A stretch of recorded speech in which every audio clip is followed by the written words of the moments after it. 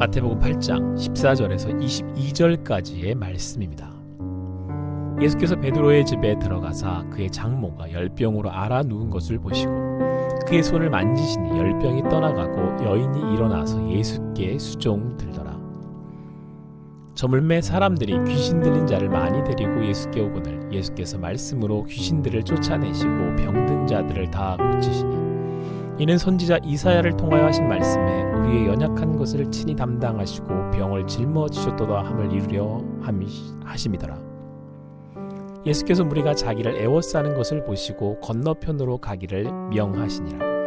한 서기관이 나와 예수께 아뢰되 선생님이여 어디로 가시든지 저는 따르리이다. 예수께서 이르시되 여우도 굴이 있고 공중의 새도 거처가 있을 때 인자는 머리 둘 곳이 없다 하시더라.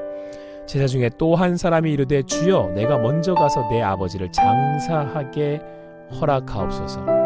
예수께서 이르시되 죽은 자들이 그들의 죽은 자들을 장사하게 하고 너는 나를 따르라 하시니라. 오늘 주신 말씀 마태복음 8장 14절에서 22절까지의 말씀을 통해서 누울 집도 없었던 예수님이라고 하는 제목으로 주님이 주신 은혜를 함께 나오겠습니다. 최근 집값에 대한 뉴스가 많이 들립니다. 전세 대란이라는 말도 나오고요. 그런데 오늘 말씀에 바로 이 집에 관련된 말씀이 나오고 있습니다.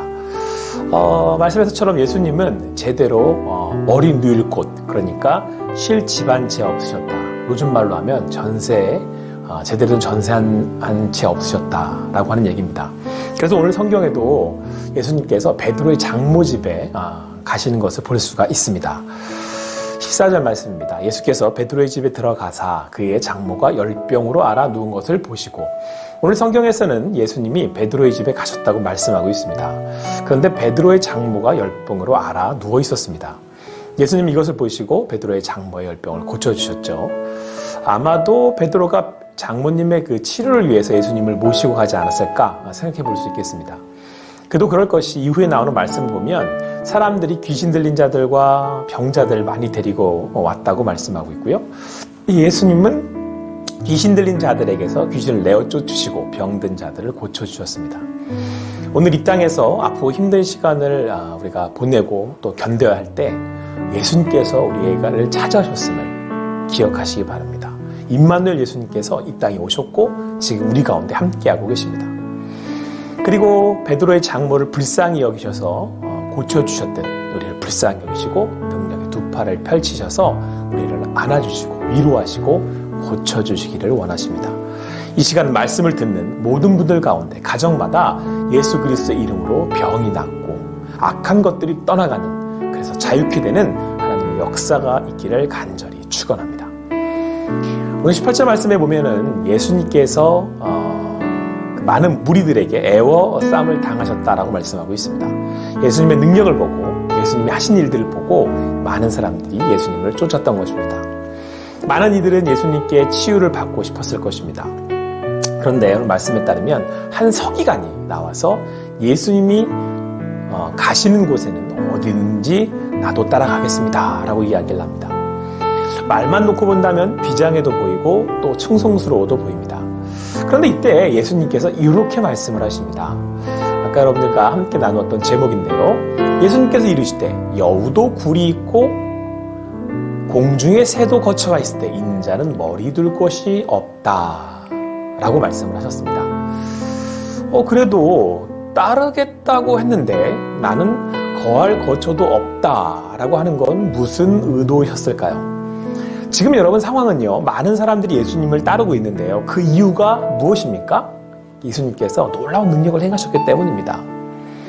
그리고 이어서 서기관이 예수님을 따르겠다라고 하는 것으로 보아 그 역시도 예수님이 하시는 능력을 보고 또 예수님이 말씀하시는 말씀을 듣고 그것이 대단해 보여서 예수님을 따르려 했다라는 것을 알 수 있습니다.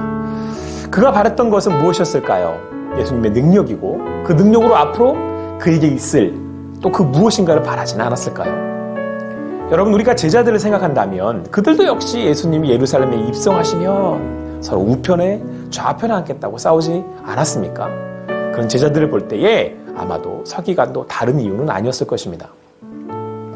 하지만 예수님은 그 그 서기관에게 자신이 이 땅에서 이곳에서는 누울 그런 집 하나 없다라고 말씀하셨습니다. 그렇게 서기관과 사람들이 자기 자신을 지금 예수님을 따르는 의도를 간파하시고 그들의 부탁을 거부하신 것입니다. 그런 마음으로, 그런 것을 원하는 욕심으로 예수님, 자기 자신을 따라올 생각을 하지 말라라고 하신 것입니다. 나는 그런 곳으로 너를 인도하러 온 것이 아니다 라고 말씀하셨습니다. 지금 저와 여러분은 어떠한 이유에서 예수님을 따르고 있습니까? 그분의 능력으로 치유하심을 받고 그분의 이름으로 멋진 인생, 뭔가 좀 나의 소망과 소원을 이룰 수 있는 그런 인생을 살고자 예수님을 따르고 있는 것은 아닙니까? 혹 그렇게 주시는 말씀으로 마음의 위안을 얻고 단지 종교적인 만족을 얻기 위해서 예수님을 따르고 있는 것은 아닙니까? 이때 제자 중에 한 사람이 예수님을 따르기 전에 먼저 가서 아버지를 장사하게 허락해 달라고 예수님께 부탁합니다. 그래서 예수님은 말씀하시기를 죽은 자들이 그들의 죽은 자들을 장사하게 하고 너는 나를 따라와라 라고 말씀하셨습니다. 자, 앞서 서기관이 예수님을 따르겠다고 하셨을 때에는 예수님은 그것을 거부하셨습니다. 그런데 이번에는 오히려 나를 따르라고 말씀하시는 겁니다. 자, 좀 더 기울여 말씀을 살펴보면 여러분, 이 말씀은 얼핏 좀 예의 없어 보이기도 합니다. 너무 야속한 거 아닌가? 라는 생각도 듭니다. 아버지의 장례를 신경 쓰지 말라니 너무하신 거 아닌가? 그런 마음이 생깁니다. 그러나 죽은 자들이 그들의 죽은 자들을 장사하라는 말씀은 모든 사람이 이미 죽음 가운데 있다라고 하는 것을 말씀해 주신 것입니다. 여러분, 삶은요, 떨어지는 낙엽과 같습니다. 지금은 싱싱해 보이고 아름다워 보이는 식물이지만 시간이 지나면 시들고 또 그렇게 떨어지듯 결국 인생이 그렇게 시들어 사라지는다는 것을 우리에게 말씀해주고 있는 것입니다. 그래서 죄인된 우리의 삶은 결국은 그렇게 시들어 죽음을 향해 가고 있다라는 것을 말씀하고 있습니다. 하지만 예수님은 이런 인생들에게 이제 예수 그리스도를 따르라, 나를 따르라 라고 말씀하셨습니다. 구원으로 인도하는 생명의 길이 바로 그렇게 영생으로 나아가는 길이 예수 그리스도이시기 때문에 그렇습니다. 요한복음 14장 6절에 이렇게 말씀하고 있습니다. 예수께서 이르시되 내가 곧 길이요 진리요 생명이니 나로 말미암지 않고는 아버지께로 올 자가 없느니라. 예수님을 따를 때 생명이 있습니다. 예수님이 생명이시기 때문입니다. 지금 우리가 예수님을 따르는 것은 이 땅에서의 어떤 부귀와 자아 성취를 위한 것이 아닙니다. 나의 만족과 단지 나의 어떤 것을 이루기 위함이 아닙니다. 그렇기에 예수님을 따르는 이유가 무엇인지 오늘 말씀 앞에 다시 한번 새겨보시는 시간이 되기를, 생각해보시는 시간이 되시기를 바랍니다. 예수님은 사람의 욕심으로 바라는 것이 내게 없다고 말씀하셨습니다. 하지만 예수님은 영원한 생명을 주시는 자신을 따르라고 말씀하십니다. 그리고 그 안에 진정한 평안과 기쁨이 있다고 말씀하고 있습니다. 하나님으로 나아가는 길이 있다라고 말씀하고 있습니다.